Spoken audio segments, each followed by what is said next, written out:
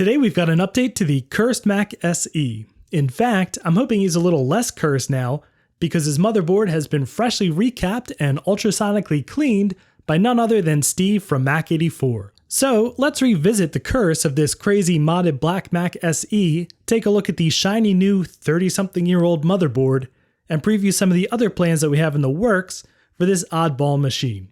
So stay tuned.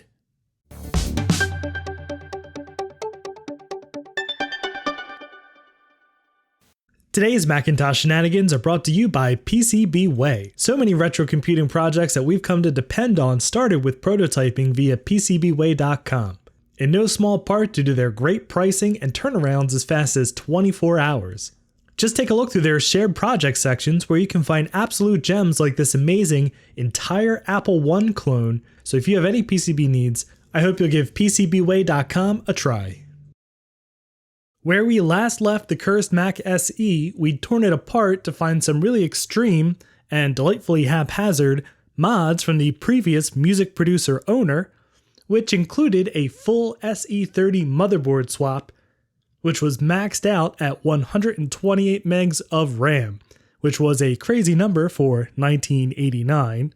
It was obvious that this machine was really loved, so I'd recommend watching the previous episodes to see all of the amazing mods that we found inside. Now, we did eventually get this machine running nicely by replacing the hacked-in CD-ROM drive. We put an SD card reader in there and reconnected the two Jazz drives. But this era of Macintosh is notorious for being susceptible to the capacitor plague. At the end of the 80s and through the 90s, capacitors were manufactured with a defect in their formulation that caused them to break down over time and leak corrosive material onto the board. This material would then eat through other components and the metal traces that carry electricity between them, forever ruining the board. But the effects of this weren't seen in devices until years later, when those devices that had the faulty caps started leaking. So that's why we replaced the cursed Mac's capacitors. They were leaking a little bit, and it was definitely a preventative measure because the ones that hadn't yet leaked absolutely would in the future. So Steve from Mac84 replaced all the caps with brand new tantalum caps, which should never ever leak and will likely outlast even me. But don't take my word for it. Steve, how did it go? Hello there, I'm Steve from the Mac84 YouTube channel, and Sean was nice enough to send over his Macintosh SE30 board for me to fix. And although I knew the history behind the computer, it became quite apparent what I was dealing with when he sent me this. And yes, I was aware that it was a very cursed computer. But thankfully, due to careful restoration work and recapping, this Macintosh SE30 should last for years to come. Now, if you're not familiar with my YouTube channel, I do a lot of live streams and recapping, but I also do documentary-style videos on old Macintosh stuff and other cool electronics. So if you're not aware of the channel and you'd like to subscribe, that would be great. But thanks again, Sean, for the opportunity to service your computer, and I hope the curse has been lifted eternally on your Macintosh SE30. Good luck, Sean. Now, before we check out the motherboard, I want to show you a couple of other cool things I got for this machine. So it's very difficult to find a black Apple keyboard. There is only a couple machines that came with them. So I, after some inspiration from the retro guy, decided to pick up this black Next ADB keyboard, which he demonstrated is fully compatible. And I'll link his channel below. He does some cool stuff. Definitely check him out. So now we have a matching set, a Next mouse, and this cool Next ADB keyboard. And I was kind of thinking to put an Apple logo sticker over the Next logo here, although that proved to be a little bit controversial on the mouse, but I still think it looks pretty cool, and it's not like a sticker is permanent. And it would kind of complete the alternate universe Macintosh that we have going on here. And you all had a lot of great suggestions for sound, because if you'll remember, there was just a bunch of random speakers duct taped to the back of the machine before. So what I decided to do was take a few of your suggestions and put them together. So I picked up this very nice pair of speakers, which actually I think are quite cool looking. And we're going to see where in the case we can mount these. But yeah, these have nice little plastic bits in them. I don't know what that's called. Speaker bit. And very big magnet. So yeah, I'm excited for these. It would be cool if you could like see the speaker in the case, but I think I'm just going to mount these down somewhere. But yeah, I'm excited about these speakers.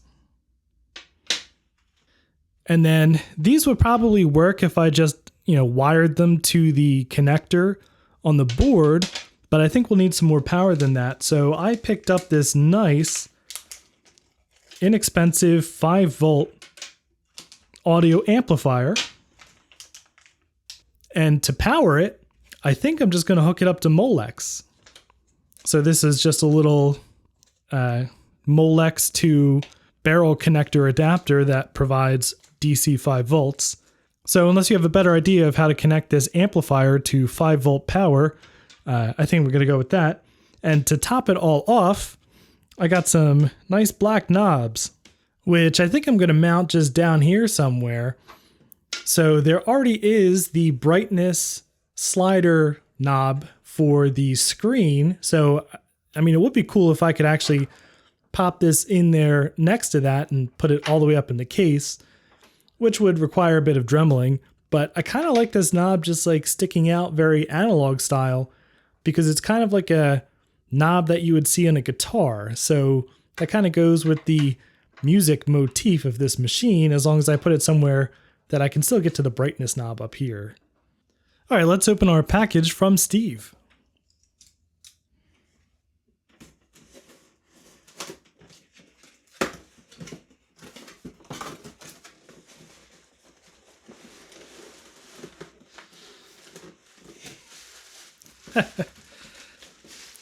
So when I sent this to Steve, I wrote, "Beware, inside this box is a cursed Macintosh," and Steve wrote, "Fix, check." So that's a good sign. And then there's some other stuff in the box here, I think. Yeah, there's this little taped together thingamajig.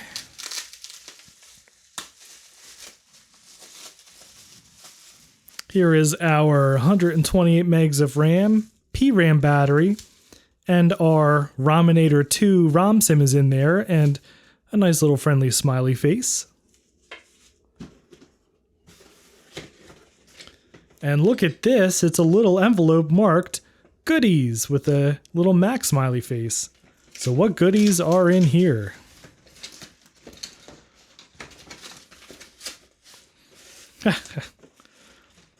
So we have our, I guess, repair documentation here. And we have our certificate of exorcism. That's amazing. So this certifies that this Macintosh SE30 computer is no longer cursed, although it is still very, very strange. Stay weird.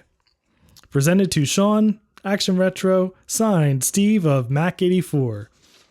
So that's pretty nice. And looks like it also came in duplicate, so I can file a copy away. Oh, it came in triplicate. So we have our certificate and 2 copies that we can file with state and federal government. And then we have our services rendered here. That's very important. So I'll keep this in the glove box of my Mac SE30. And we'll see if it's really not cursed. And then there's some other goodies in here. Hey, sweet. So Steve Mac84 has some cool buttons. So fastest PowerPC processor and the cool 84 logo on a classic Mac with the Mac Apple Rainbow. Very cool, Steve. Thank you very much. All right, let's open up our board and check out these new caps.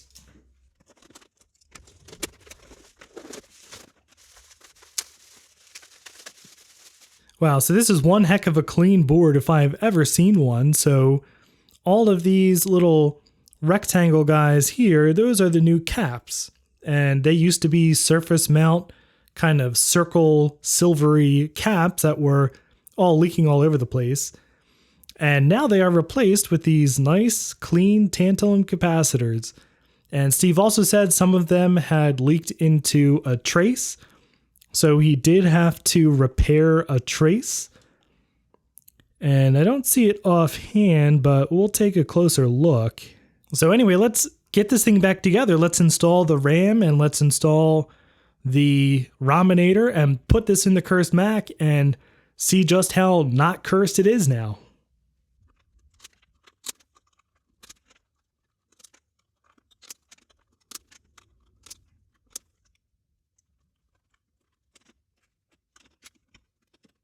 All right, I got everything back in without snapping a single piece of plastic, so that's very exciting. Let's stick this into the machine and make sure it works.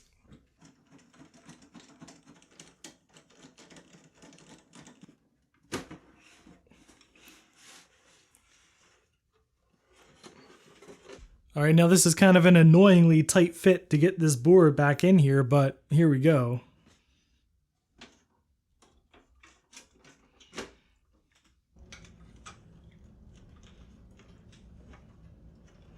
All right, let's give this thing a shot. And word of warning, you should never operate one of these with the case open like this because CRTs have high voltage.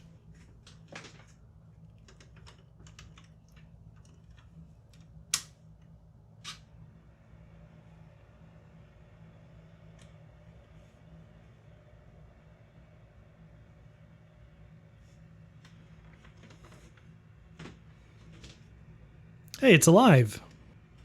Mouse cursor, big mess of wires. Let's boot from the ROM disk. So we should probably make sure all of our little bits and bobs still work in here. So to test out the CD-ROM, let's toss in this Warcraft 2 disk.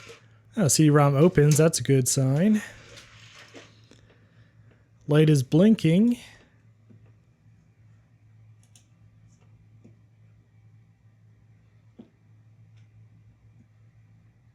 All right, doesn't seem to like that disk. Let's try a different one. All right, a System 7.5 restore disk on a different brand of medium.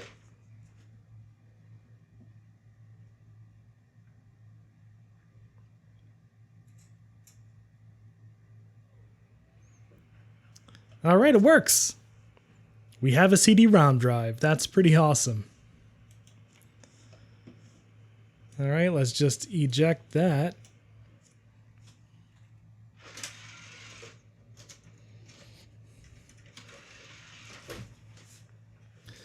Let's try a little bit of jazz. So this is a sealed 1 GB jazz disk. Let's break this thing open and see if it works.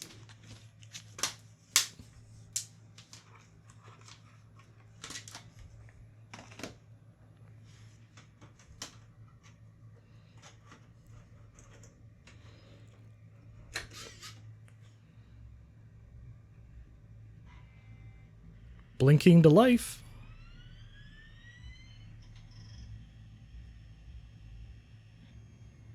All right, well, the jazz disk isn't working, but that might be because there's no driver on this RAM disk or ROM disk for the jazz drive to actually function. So let's restart on the Mac SD, which has, I think, System 8.1 on there. And I definitely installed the driver on that disk. All right, well, here we are started into macOS 8.1, and of course it's starting AIM because I installed that and that wants to auto start every time. And I don't think anybody's on AIM to talk to.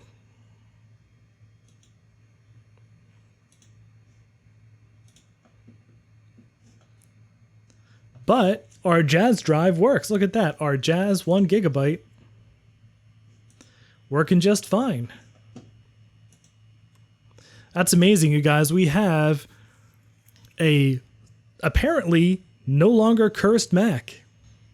And we should probably see, let's just make sure that it sees all the memory. Yep, look at that. Built-in memory, 128 megabytes. So unfortunately, I do still see a little bit of the screen wobble, which used to be a lot more pronounced, but I'm pretty sure that is going to be the analog board. So this analog board should be recapped, and maybe since I'm going to be soldering to get those speakers in there, maybe I should show off my pretty subpar soldering skills and try to recap this analog board myself. Alright, well on this incredibly gratifying bombshell, I think we're going to have to call this episode here. Now, there's plenty more stuff we're going to do to this no longer cursed Mac SE, including, of course, repainting it, which you all voted your opinions, and I got a ton of votes, and I'm going to honor your request, which actually surprised me. So that'll be in an upcoming episode, and we also have to finish the internals of the machine. We have to connect the new speakers, we have to mount the CD-ROM drive a little bit more securely. We also have to mount the SD card somewhere where we can discreetly eject it and replace the SD card without having to take the whole back of the machine off. So there's plenty more to do before this machine is finished, which will it ever really be finished? But I'm super excited about it. I've always wanted a crazy Mac SE, and this is definitely a one-of-a-kind machine. So let me know what you think about this project in the comments below. If you have any cool or out-of-control ideas to make this an even crazier machine, let me know in the comments. But until next time, thank you very much for watching. If you like these kinds of Macintosh shenanigans, please subscribe, and I'd appreciate a thumbs up.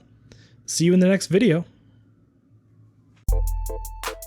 And a special thanks to Sorta Eclectic, Chris, and Spike, who are my highest tiered patrons, and all of my Patreon supporters for helping make this video possible.